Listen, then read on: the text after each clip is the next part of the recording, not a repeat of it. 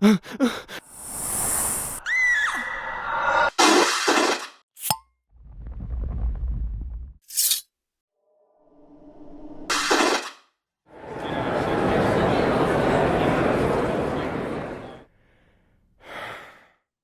and welcome to the Supernatural Track here at Continual. I'm your host, Gail Z Martin, and I'm wearing a mask, not because I think you're going to get this through the screen, but because I'm in shared space and my husband hasn't caught it, so I don't want to get him sick. So you just have to pretend you know what I look like. Plenty of stuff online, you can figure that out. But before we get started, because we're revisiting more of our favorite episodes tonight. But before we get started, let's let our wonderful panelists introduce themselves, starting with Ariel. I'm Ariel Dawn. I write primarily monster romance and paranormal romance, highly inspired by Supernatural. And this is my first time being on Continual talking about my love of Supernatural, so I'm really excited to be here. Awesome. Welcome. Carole? Hi, I'm Carole Stokes. I've been a fan of Supernatural since season 3. I started writing fanfic under Fire Sign 10 in 2012. And I'm one of the 3 co-hosts on the podcast. So get this, the lore of Supernatural fanfiction.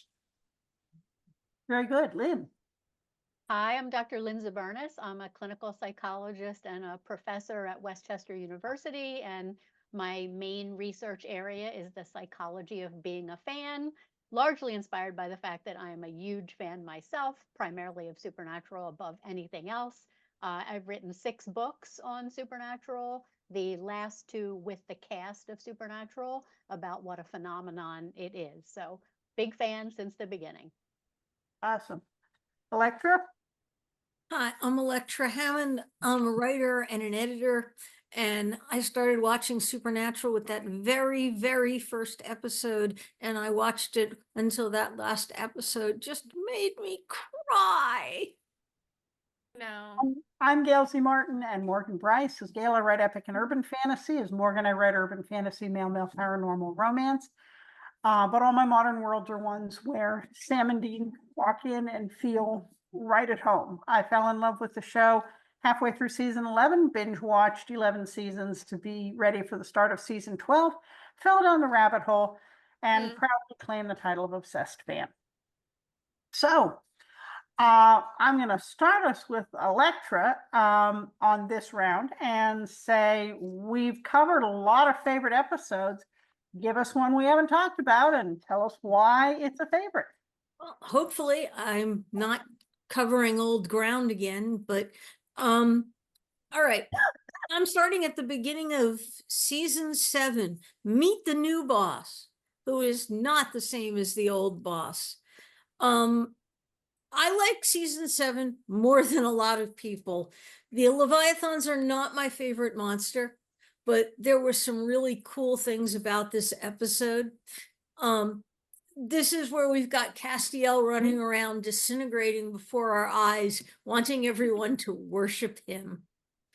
And no one's really into that idea. So yeah, that's not happening. We get a wonderful visit from Death saying, no, you're not, you're not God. You're just, a mutating angel. Sorry, dude, it's not happening. And really, you should do that thing you did again.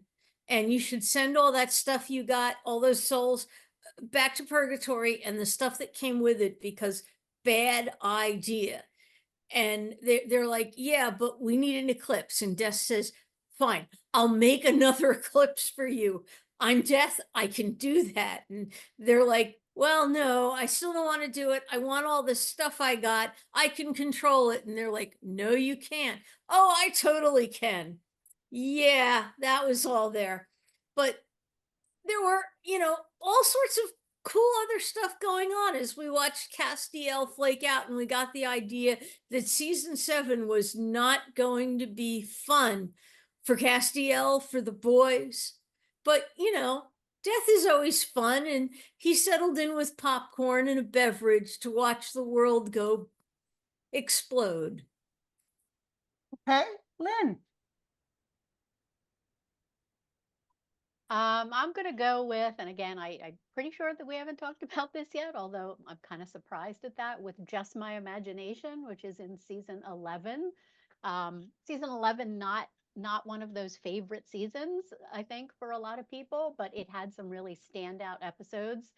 I love this one. It's written by Jenny Klein, who I think is just a brilliant writer. It's directed by Richard Speight, who I think does a really good job. It's a very unique and innovative idea, the idea of the Zana who come to lonely children and try to keep them company and sort of keep them on the right track, keep them going until their lives get better or until they get old enough to be independent. Um, it's an interesting mix of fantasy, with the manicorn and the mermaid and all these fantastic things. It's got hilarious moments in the beginning when Dean, all sleep rumpled in his dead guy robe, comes in and confronts Sully and, doesn't know what he is. And that's hilarious. And then there's that, probably my favorite scene in the episode is when Sparkle, the manicorn, has been murdered and he's sort of spread out mush all over the floor, glittery mush. But of course, the mom of the little girl who he was the Xana for can't see him. So when Sam and Dean and Sully come to investigate, she walks right through him and then she picks up something that has him on it and she, oh dear. And then there's, and then someone says she's got sparkle all over her face. So I thought that was just a hilarious scene. Nate Torrance does a great job as Sully. Sam and Dean were hilarious. But then the other part of the episode is it's really kind of heartbreaking and it's really kind of touching. Sam had Sully because he was so lonely and he was left on his own when Dean and John went hunting. And it really shows you how hard it was for him that he had to have Sully there, that he needed a Xana. And for Dean, it's so painful to learn about the existence of this being that Sam needed because he always wants to think he was enough for Sam. He was able to take care of Sam. So the very fact that Sully exists means that to Dean, he didn't really do his job. He didn't do it as well as he should have. So he's really resistant to Sully. But by the end, they both really come to understand that they both love Sam and want to protect Sam. Dean's able to thank Sully for being there for Sam when he couldn't be there. Sully's able to thank Dean for looking out for Sam and say, you're not really a germ after all. You're okay, it's a healing moment for Sam and Dean having gone back and revisited this painful part of their childhood. Dylan Everett does a fabulous job as Dean. I think he's my favorite portrayer of young Dean. Colin Ford always does a great job. So one of my favorites. Awesome. That squeaking noise you're hearing is my dog with a bone, so that I'm able to do the panel without. He's a 1-year-old golden retriever who likes a lot of attention. So that squeaking noise is that's what it is. Quick aside on that episode, Lynn, Carrie Denzel, who plays the mom, I heard her talking about being in that and how they had told her, try to get this in one take because there'd be a lot of reset. And when she stuck her hand on her face, she got glitter in her eye. And it was painful, but they told, she was only supposed to do this in one take. So she's trying not to tear up, and she's got glitter in her eye and trying to get through the scene. And so I think that every time I see the episode. And of course, the mom in this also played the real estate agent in Bugs. We don't discriminate on any race, color, or sexual orientation. So same actress. Carole. Carrie is amazing. Carole. I'm going to pick another one from season 11 because, there wasn't not one of my favorite seasons, but there are a couple of gems, and mine is episode 16, Safe House. Safe House is a really good Monster of the Week episode, and we see Sam and Dean dealing with this mysterious happenings in this house, but what really sets it apart is the same time we're seeing clips of Bobby and Rufus in the same house dealing with the same stuff 20 years earlier. So it's just really masterfully done, where we're cutting from the present day to, the past, and we're seeing the same events playing out. Obviously, Bobby and Rufus manage to kind of deal with it for the time being, but something has changed now in present day, and the malevolent presence in the house has reemerged. And so now Sam and Dean are dealing with it. But to see the younger team of Bobby and Rufus in action is really delightful. And, Rufus is still a curmudgeon. And Bobby's, they're both curmudgeons, really. They're both grumpy old men, in fed suits. And so that really provides this whole new perspective and dimension into their characters. And it's so enjoyable just for that reason alone. Of course, seeing Sam and Dean bring a close to the problem is always rewarding. But to see Sam, Bobby and Rufus, there's a spinoff I would have watched out of the gate, Okay. I'm going to second that, Carol. Oh, yeah. We definitely should have done a Bobby and Rufus spinoff. They missed one there. Yeah. Yeah. Ariel? I'm gonna jump on because I believe we've been talking about season 7. So I definitely have to note season 7, Time for a Wedding, because I absolutely love some of the more humorous type stuff, and we get both Becky and Garth in that. And they are just so fun to me.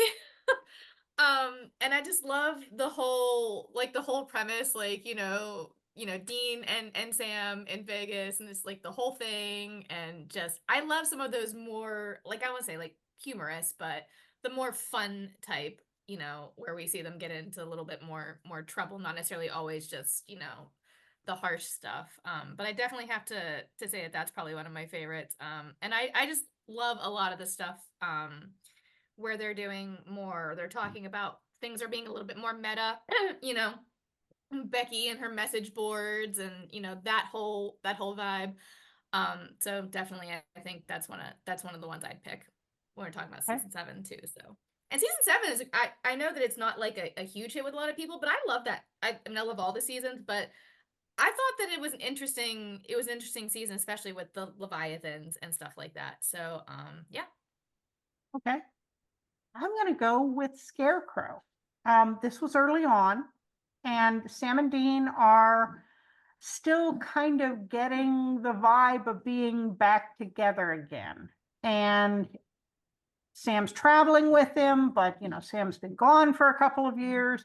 There's still some tension there, and they're still not sure of each other yet. They haven't found their rhythm. And Sam is very impatient because he thinks Dean just wants to follow John around, and he figures John will come back when John wants to come back. And so he gets very impatient with Dean and says, I'm going back to California. I'm not going to follow Dad around. And he heads to the bus. He gets talking to this cute blonde girl who we later recognize as Meg, the demon, who wants him separated from Dean. But Sam feels bad about the way he left Dean, tries to call Dean. He's not getting an answer. And despite Meg's efforts to get Sam on the bus and back to California, Sam says, no, there's something wrong. I'll catch the next bus. Meanwhile, Dean has gone to this little town called Burkittsville and crashed the autumn festival. And it all comes down to a really ugly scarecrow that turns out to be the annual sacrifice that makes everything good in the small town for the rest of the year. And everybody else is in on it. And they just have to lure some person from the outside, who turns out to be Dean this time, to be killed by the ancient god and taken as a sacrifice, and then there are no troubles in the town for the next year. And I think well, first of all, Dean walks up to this really terrible looking scarecrow and says, "You fugly dude." That's just great. We're still getting to know the boys here, so we're kind of trying to pick up on every clue. But we've sort of been set up at this point to not be sure how we feel about Sam. When we see him through Dean's eyes, Sam kind of abandoned Dean, even though Dean loves Sam more than anything else. They aren't real good at expressing that. And we're not entirely sure yet, even though Sam has started traveling with Dean and left college, who this guy is and whether or not Dean can count on him. And so when Sam says, "Screw it, there's something wrong here," and he turns around and he doesn't get on the bus and he doesn't let Meg sway him, and he goes back to look for Dean and ends up saving him and saving the day. I think this is a pivotal early moment when we start to see more about the boys' relationship with each other, and we start to get more of an idea of who Sam is and the complexity of who Sam is, that he loves his brother. He loves his dad. He's just tired of being jerked around. And so he's got this tension of wanting to have autonomy, and yet, he's still loyal to the family. He's just going to do it in his own way. And I think that's important where this episode falls early on in the seasons, because we still don't know the boys very well yet. And this is one of those building blocks that helps us get a little more about who we're watching. Back to you, Elektra. All right, continuing on with the infamous season 7, I'm going with episode 2, Hello, Cruel World. This is where we start to see the Leviathans. Well, first we get this fantastic scene of Castiel wading into a reservoir and then just sort of exploding into a cloud of black. They play, it's wonderful. They play Doobie Brothers Blackwater all through that scene. And it's so perfect. Then Blackwater starts coming out of the local taps and people start turning into Leviathans, which they don't look any different than us. And then things start happening, local swim teams, some of the members start eating other members. And, at the hospital, some of the doctors start eating some of the patients. And Jody, who's, our favorite sheriff, we don't know Jody very well then, but she notices something weird is going on. And when something weird is going on, in Sioux Falls, you call Bobby. Bobby's the king of weird in Sioux Falls. So she calls Bobby for help and he gets her out of there. And, Dean and Sam are trying to figure out what's going on. And one of the Leviathans come after them, and Dean drops a car on him and figures, well, that's that. Except that didn't kill him either. These guys are tough. And, meanwhile, they slip over to Bobby's place and burn it to the ground. So, they're playing hardball. They are really playing hardball, and they are really tough to kill. And it looks like this season, the boys are going to have to really up their game. Okay. Lynn. I'm going to talk about one that I don't think anybody else would probably pick as their favorite. I don't think I've talked about it yet. It wasn't on the list of talked about. So Beat the Devil in season 13, which is near the very end of season 13. There are things about this episode that I absolutely hate, but there's also a reason why I love, 2 reasons why I love it. So I'll tell you what I don't like about it, and then what I really do like about it.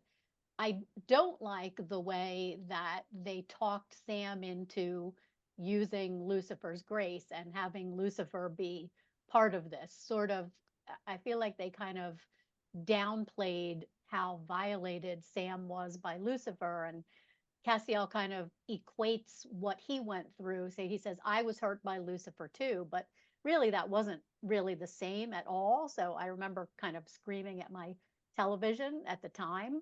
I don't like that they kind of insist, he's our responsibility. We let him out.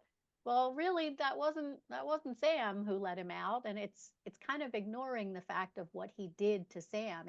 It kind of felt like, you don't want to tell a trauma survivor that the perpetrator of their trauma is their responsibility to deal with. That kind of made me queasy. Maybe it's my psychologist self.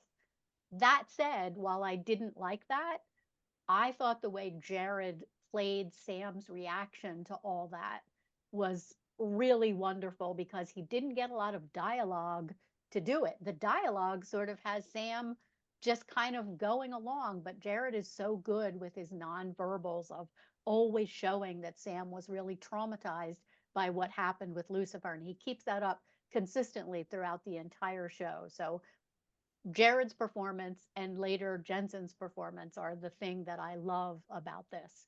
They eventually decide to go. They go to the AU world.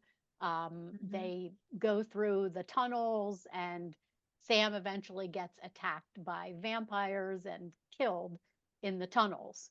And Dean witnesses the whole thing, but he has been pinned by other vampires. And so he watches Sam be killed and screaming his name, screaming for Dean to help him, and can't help him. So it's this terrible, terrible, traumatic experience. I was fortunate enough to be on the set that day watching them film the scene in the tunnels, including the death scene. And I was just so blown away by Jared and Jensen's performances. Like every time they had to do it, I feel like got more emotional. And so it was really jarring when the next scene is written that instead of Dean, throwing rocks out of the way to go find Sam's body, he kind of believes it's too late, we don't have time, okay, we're out of here. It was jarring to me at the time when I was watching it. It was even more jarring after it was edited and on the show, because there was at least more of a struggle that got edited out. So it was even worse. So I don't like that either. But I thought that Jared and Jensen were amazing. That last scene when Lucifer resurrects Jared and he just stands up and he's so furious that his traumatizer is now responsible for bringing him back to life. And he just says, "What do you want?" Whoa. And then Jensen, when he sees Mary, that one perfect tear that comes just wordlessly sliding down his cheek when she says, "Where's Sam?" Two unbelievable performances that make that, I think, a real standout episode. Well, and the thing that gets me every time in that is not only the death scene and the resurrection scene, but that scene in between when Dean is talking to Mary and he's got his backpack over his shoulder and he says, "I'm going to go get his body." Bullshit, he's going to get his body. He is going back in the cave to die with Sam. And we all know this because there is no going back in the vampire nest to get a body. He's just going to die with Sam and take as many of them down with him as he can. And he shows you how shut down he is just emotionally a blank face, shut down. Even with his mother, nothing matters except what just happened to Sam. Yeah. And I still want to smack Castiel and Gabriel for doing zip zilch nothing in that scene, but it is what it is. But yes, that is an excellent episode. Carol? I'm going to inject a lighter note here. Everybody breathe. Please do. Please do. In season 5, which is one of my all-time favorite seasons, The Curious Case of Dean Winchester, where we have a lot of humor. We have we have two things. We meet Patrick the Witch, who is just fabulous. And man, we would have loved to see him again. He was charismatic. Oh my gosh, the accent, the hair. I mean, he was adorable. And not without his own kind of sense of morals, because he's playing cards and winning years from people, but he's also keeping them from harming themselves sometimes, as he is an elderly gentleman who wants to play, and he's like, no, because you want to see like your grandkids, your granddaughter's bat mitzvah or whatever, and cuts him off. Says, no, that's it, you're done. But he's not above sucking life and years from willing targets. And Dean is playing for a reason, because Bobby played and lost. So now Dean's playing to win back Bobby's years, but not only does he not get Bobby's years back, he loses his own years. And we have this fabulous performance from Chad Everett. Now, women of a certain generation remember Chad Everett being a hot, young heartthrob doctor way back when on a show called Medical Center, which was one of those early medical shows that, have spawned so many. You wouldn't have Grey's Anatomy if you He's didn't have Medical basically Center. Dr. Okay. Sexy, right? Yeah. And For so Chad, those of us of a certain age, he's Dr. Sexy. yes. So he's Chad Everett he digs his teeth into portraying Dean and does an incredible job of it, because it's Dean. He is Dean. He has his speech, his mannerisms, his bravado, his chutzpah. I mean, everything is Dean Winchester. And his shock when he eats a cheeseburger and has acid reflux for the first time. It's moments like that where you're just like, it's a riot. It is just a riot. So between those two things, you just have this wonderful episode, and the cherry on top is Sam's like, let me play him. Bobby's like, no, no, no. Dean's like, no, no, no, I couldn't beat him. So no, you can't play him.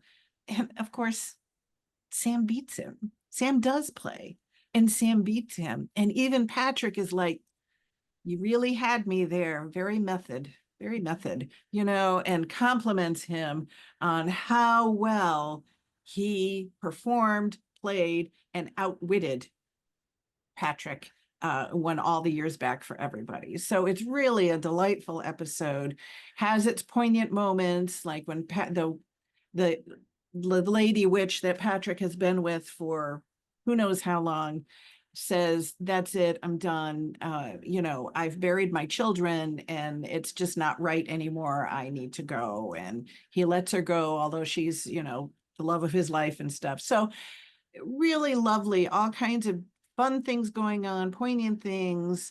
And just the little relationship bit where, Sam is always, the younger brother. He can't. If Dean can't do it, if Bobby can't do it, what is he going to do? And he does it. So, Well, Sammy, when you get to our age, Dean, you're 30.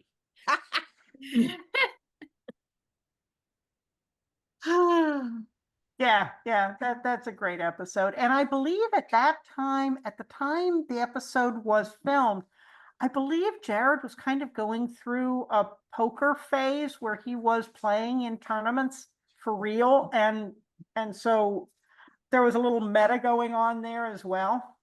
One of those like life imitating art imitating life type things that All of those. Yeah. that always happens. Yeah.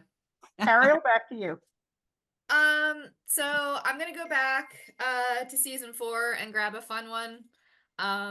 Just kind of toss this one out here. It's The Great Pumpkin, Sam Winchester. As a massive fan of Halloween, I just kind of loved how this entire episode was like in its own way like an homage to Halloween. Opening up with the kid with the razor blades, and we've got the witches, and we've got like the trick-or-treaters, and like just like all these fun little pieces. But we also have Cass kind of like starting to be in that middle where it's like you're still kind of trying to figure out like whose side he's on, and like is he more on Dean's side, is he like more fighting on the angel side, like what's going on there. Which I love Cass. Cass is one of my favorite characters. So I'm obviously gonna pick probably like a lot of stuff that involves more fun stuff with him too as well. But I just think it's one of those episodes that for me it just kind of encompasses like what Supernatural is. It's, you know, it's the fun stuff, it's, you know, the in-depth stuff with it's the character development. It's all those things in one giant pot and coming out, you know, into, you know, we've still got a little bit of that monster of the week feel, even though we hadn't had that in a while, where I know in the beginning it was more of that. But it still kind of pops up here a little bit, and it just feels like one of those episodes where it kind of pulled everything together for me. And like, if somebody would ask me like, well, you know, what one episode would you advise that I watch if I hadn't watched Supernatural, that I wouldn't need to like know too much, you know, or that would kind of get me hooked, I would say that one, just because I feel like it's a really good combination of all the things. Okay. I'm going to pick Game Night. There's a lot going on in this episode. We see Donatello, and he's dealing with not having a soul, and actually, you know, doing kind of okay. We've got storylines with Jack and Castiel, and Cass dealing with Aniel, the angel that he's trying to build an alliance with. And we've got Lucifer on the loose. And so, as you know, they're trying to help Donatello, who's got some problems. Lucifer's in the wind, and Sam gets attacked by Lucifer and gets smacked on the head pretty hard, and he's dying. And there's another scene there with Dean saying, stay with me, no, stay with me, and begging for Jack to do something to save him. And Jack does show up and saves him. And I love the way Jensen plays that scene, because he's kneeling next to Sam, and Sam is showing all the signs of brain trauma. And Dean's just begging him, nearly in tears. Jack shows up, touches him, heals him, and there's this immediate stand and turn around that Jensen does as Dean, where you know that what he's trying to do is just not break down in front of everybody. He is stand, turn, and just kind of get his stuff together so that he doesn't completely fall apart. And I just thought that physicality of it was very Dean and very brilliant on Jensen's part of showing us just how wrecked he is, once again, every time something happens to Sam. So I love any hurt comfort episode. I'm a sucker for it. But we got a lot of depth and interesting side quests and character development in that episode. So it's a win for me. All right, last round, back to Elektra. All right, one more from super fun episode for season 7. A little further in here, episode 6 /fiction. And this is where the Leviathan doubles of Sam and Dean show up and start making mischief. And Sam and Dean, Bobby realizes faster than Sam and Dean do that they need to disappear because they're running off committing crimes, and the local constabulary are going to want to arrest them wherever they show their faces. So Bobby sends Sam and Dean off to see Frank Devereaux, who is one of my favorite supernatural characters. He is so very paranoid, or maybe not, because it's not paranoia when they're really out to get you. So he sets them up with, you know, teaches them how to maybe play a little bit under the radar, more so than they're used to. And he tells them that they can't drive baby, which is just a killing blow. Meanwhile, Bobby's got Chet the Leviathan chained up and is trying to figure out how exactly do you kill these guys, and accidentally discovers out how when Bobby, Jody is trying to clean up his place and some borax leaks through the floor, drips onto Chet, and he starts screaming, "Get it away, get it away." So they discover they've got something that can hurt the Leviathans.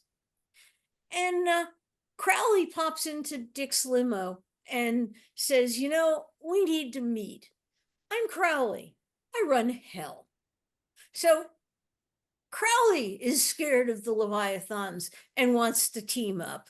And super fun fact, S.E. Hinton is an extra in that episode, just for fun.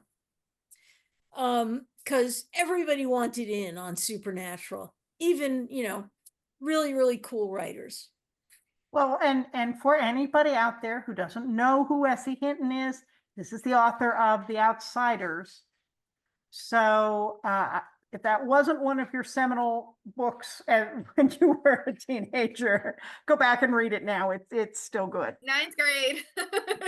Yep. I think 9th grade for everybody. But yes, the Outsiders. Awesome. Lynn? Well, I'm going to stick to my theme of heartbreaking episodes tonight because that seems to be what I picked out. I don't know why. Metamorphosis, which is early season 4, which is just a really heartbreaking episode, but I also think it's really well done. It's when Sam and Dean are very much at odds. Dean finds out, about Sam working with Ruby. He tries to attack her. Sam defends Ruby, which is heartbreaking. Dean confronts Sam. He actually punches him. He's so furious. He's using his powers, and really underneath that, he's worried that Sam is turning into a monster. And Sam, for his part, feels like he is taking on these powers to try to actually do good. He's trying to help make Dean understand, when you were gone, I had to try to do whatever I could. I had to try to make myself powerful because he felt so helpless that he couldn't save Dean. He had to watch Dean die. So they are really at odds. They're not understanding each other. They're both very angry at each other. And in the middle of this comes a Monster of a Week episode, which, of course, especially early season Supernatural, always use the Monster of the Week episodes to parallel Sam and Dean and tell us, reflect something that was going on with Sam and Dean. So here's Jack, who is the son of a Rougarou, but he doesn't know it because he was adopted when his father was killed by a hunter, Travis. And he's sort of starting to feel these urges to eat people. He's eating a lot of raw hamburger, which is disgusting. Supernatural loves to do those disgusting scenes with raw meat, which is not raw meat in reality, but looks really like raw meat. But he's trying to fight turning into a Rougarou. And Sam and Dean come on the scene, and Sam is really wanting him to be able to fight it. He wants to believe that Travis is going to be able to not turn into a monster, of course, because he wants to believe that he is not turning into a monster.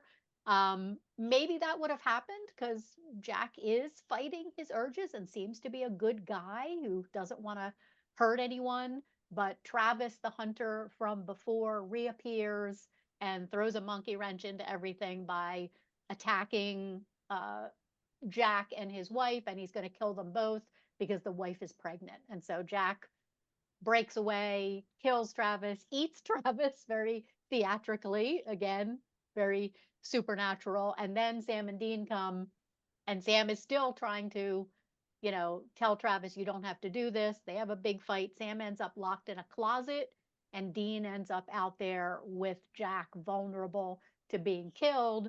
And we see Sam's just absolute anguish. We often see Dean in anguish for Sam being threatened, but we really see Sam this time, how anguished he is that his brother might be killed, and he feels helpless again to do anything about it. And he is able to break out of the closet and save Dean.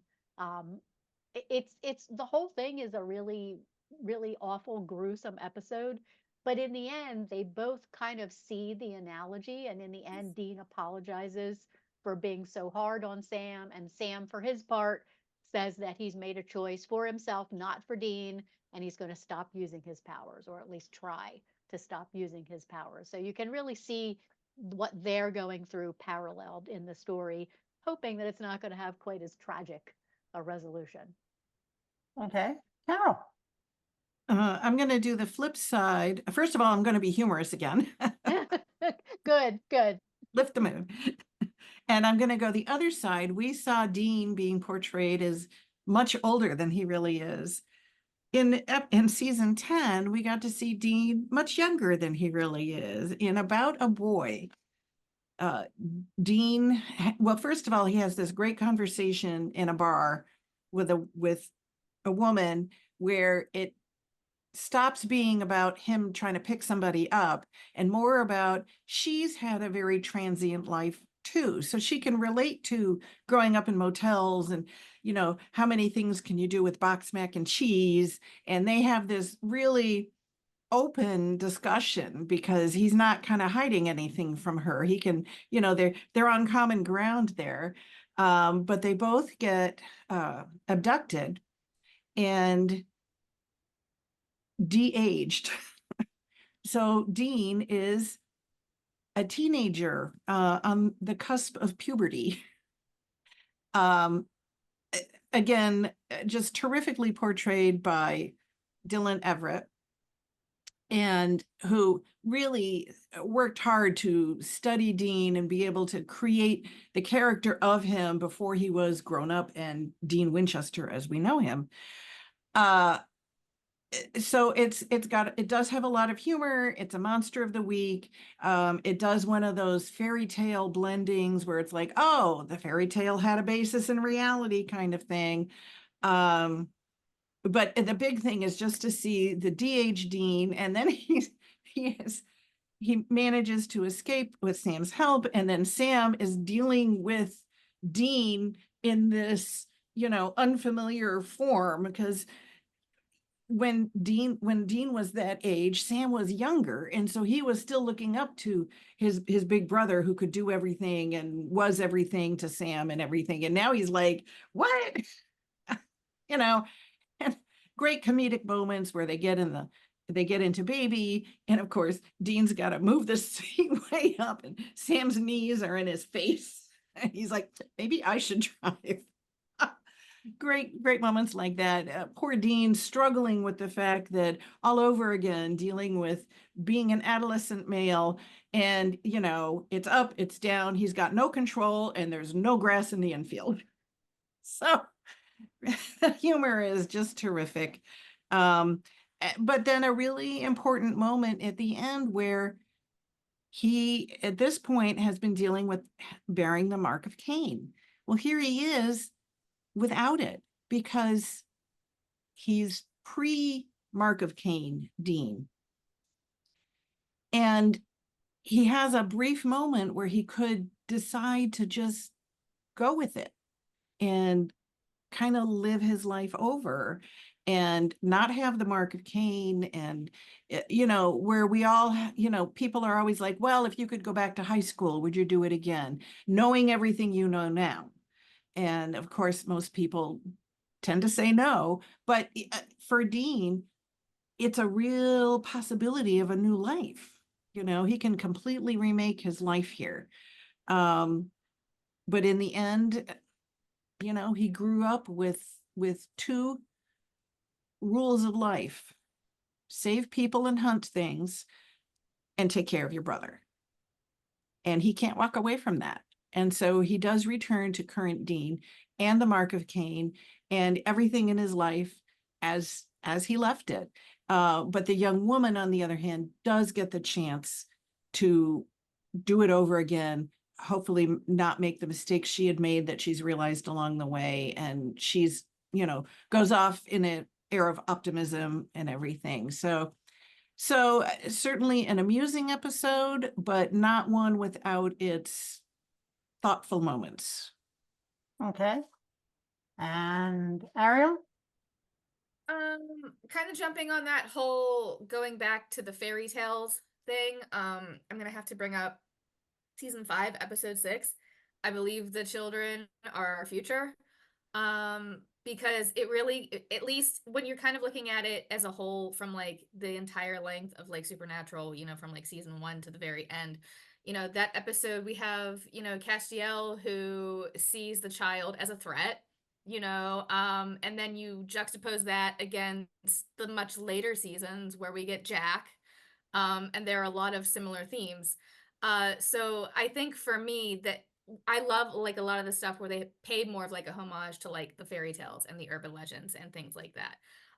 So for me, I really enjoyed this episode just because it kind of like similar to the Halloween episode, it kind of brings all those things together to the forefront, and it gives that idea of, power being not just, in one particular hand holder. You have, obviously Sam and Dean, they wield power, but, what about the kids? You know what I mean? When it comes down to the kids, like what are we, where are we going to go with that? And Castiel obviously kind of like dredges up all that stuff.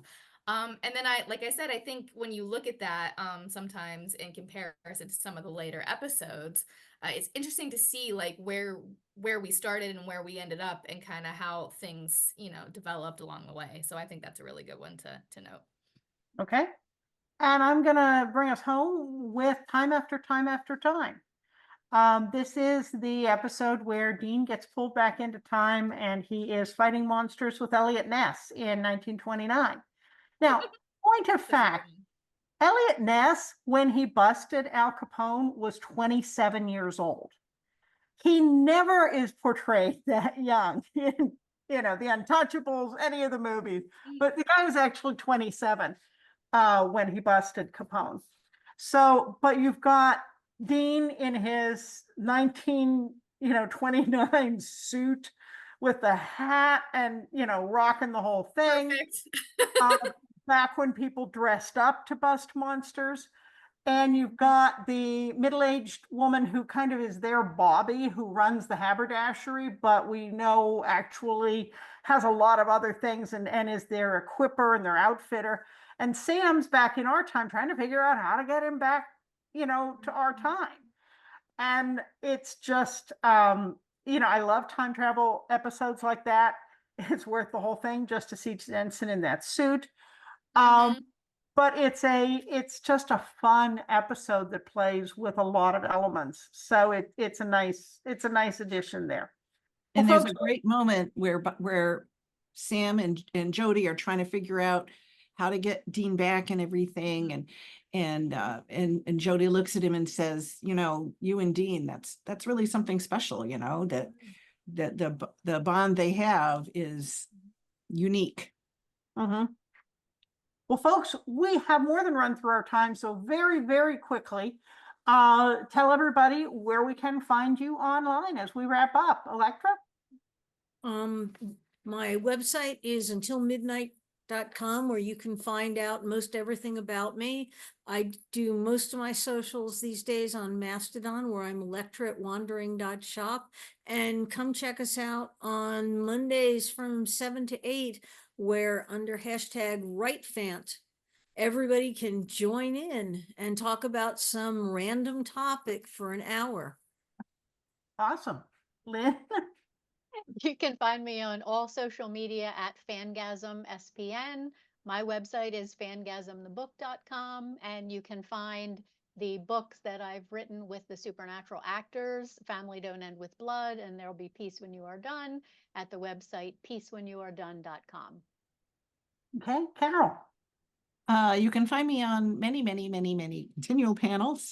All of my supernatural fan fiction is on AO3 under Firesign 10. And as Ellis Colton, I am an MM romance writer, and my new book where I dip into paranormal romance, The Case of Thistledown House, will be out very shortly on Amazon. Ariel? You can find me pretty much on all your socials, pretty much anywhere you buy books. I'm on Amazon, Goodreads, I'm on TikTok, and Instagram, all the good stuff. And if you are a huge fan of Supernatural, such as myself, I would invite you over to check out the Hunter Games series and the Ava Crowley Vampire Slayer series. Okay. And I'm pretty easy to find at gailzmartin.com, morganbryce.com. All my socials are one or both of those names. I run the Supernatural TFWNC fan group on social media on Facebook. But most of the time, you can find me here on Continual. So thank you so much for being wonderful, wonderful panelists. And thanks to all of you for watching and listening. There will be more Supernatural coming up soon. So we'll see you online.